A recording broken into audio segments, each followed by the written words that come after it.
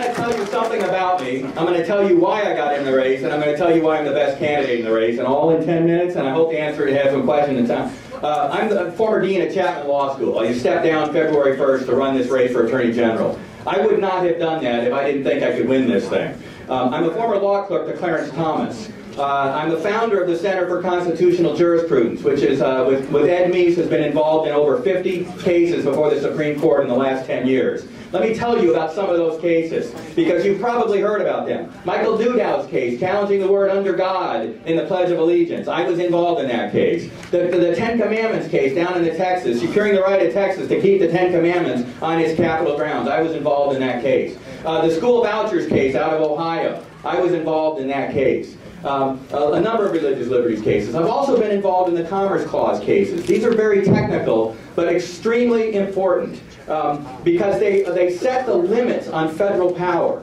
And you remember when John Roberts was testifying on his confirmation hearing on the floor of the Senate, and he was attacked by the environmentalists for a line in one of his opinions about that hapless toad? That was my case. And why is it so important? Because somebody asked a question earlier about the Delta smelt. Congress has power to regulate commerce among the states. The arroyo toad is not an article of commerce. He's too small to make good frog's legs out of. He's not good for anything else. He is neither interstate nor commerce, and yet Congress is trying to regulate that. They're doing the same thing with the Delta smelt, trying to regulate a critter here in California that is not interstate and is not commerce, and it's shutting down our economy in the Central Valley. I have been litigating those cases, ladies and gentlemen, and it's part of my constitutional expertise. Why did I decide to get into this race? I was at a judges' conference in Iowa right before Christmas, debating a prominent Stanford law professor who's involved in Proposition 8 litigation on the other side from me. Let me be real clear which side I'm on. In Pro 8. She was against 8, all right? And in that litigation, she revealed to me that the conversations are already occurring with our current Attorney General, Jerry Brown, how he is trying to undermine that litigation and win for the plaintiffs in that case. And may not even take an appeal if the plaintiffs win. And that would make Proposition 8 unconstitutional without ever a court hearing at the Supreme Court of the United States. On the plane on the way back, I decided I'd had enough. How many of you have had enough this year? Right? When President Obama gave his State of the Union address back in January, he said something about all men being created equal as part of our Constitution. Now, you know, equality is an important principle, but that language that he used is from our Declaration of Independence. It's not from the Constitution. He's supposed to be a constitutional law teacher. I'm a constitutional law scholar, and believe me, I know that. We actually have the Declaration and the Constitution in the textbook I authored. Now, there's something else about the Declaration of Independence that is going on that Mr. Obama didn't understand. See, for 70 years, the government has been taxing us and regulating us and assumed that because we weren't screaming bloody murder at them, that we were accepting it and agreed with it. But there's another line in our Declaration of Independence that he's overlooked, and in fact the whole century of progressives have overlooked. It says, we will suffer abuses while they remain sufferable. But at some point they become insufferable. And it's the right, it's not only the right, but it is the duty of the people to rise up and alter or abolish those governments in order to secure our inalienable rights again. That's what this campaign is about.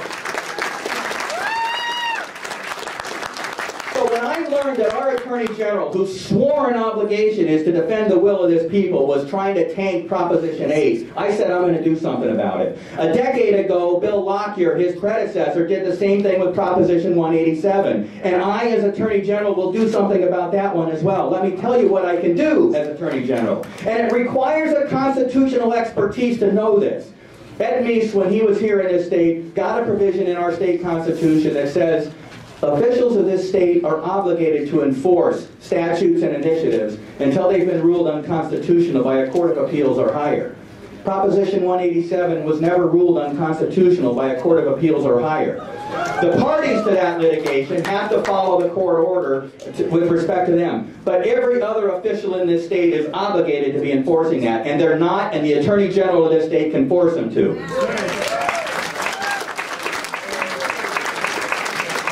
So Proposition 8, Proposition 187, Proposition 13. Last year, when our legislature tried to impose an $8 or $10 billion increase in taxes by a simple majority vote, saying it was revenue neutral, I don't understand the math of that, but that's the legislature. The Republicans in the legislature retained me to serve as co-counsel with the Howard Jarvis Taxpayer Association to represent them to stop that illegal tax hike. We did. The governor ended up vetoing his own bill because of our litigation.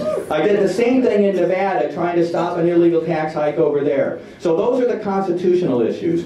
When the health care bill gets jammed down in Washington, D.C. later this year, there will be a team of attorney generals challenging the constitutionality of that as well. I think you're going to want a constitutional expert in the office of this attorney general to join with that team rather than against it. Let me say something about abortion. And by the way, I ran Bill Allen's U.S. Senate race back in 1986. My first exposure to this organization was at that time, and I know a number of you from those days. I then was the co-founder of the Pomona Valley Republican Assembly, and then ran for Congress myself in 1990, back in the district that Charles House had run in 1986 and 88. But then my path took a different direction. 1 minute. I went to law school at Chicago. Like I said, I clerked for Clarence Thomas at the Supreme Court of the United States. One of the greatest experiences of my life. But I was pro-life before it became popular to be pro-life. I represented Hadley Arkes, the author of the partial birth abortion ban in Congress, in that litigation when it went up to the Supreme Court. Justice Thomas has a sign on his desk. Responding to the notion that judges evolve in office and become more liberal and more evolving constitutionalists, he has a sign on his desk that says, "I ain't evolving."